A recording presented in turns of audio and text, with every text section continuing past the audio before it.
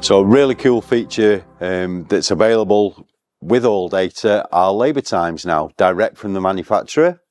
So we go on to the black icon on the left hand icons, the quick icons, hit labour times. Let's, for example, we want to do a cylinder head on the Volvo.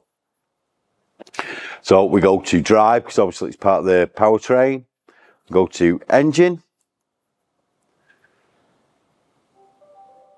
And then what we want to do then is narrow it down even more, because obviously there's lots of parts to an engine. The most common word, we're doing a cylinder head. Let's type head and see what happens. And there we go, straight away, cylinder head gasket replace, 9.5 hours. It's that easy.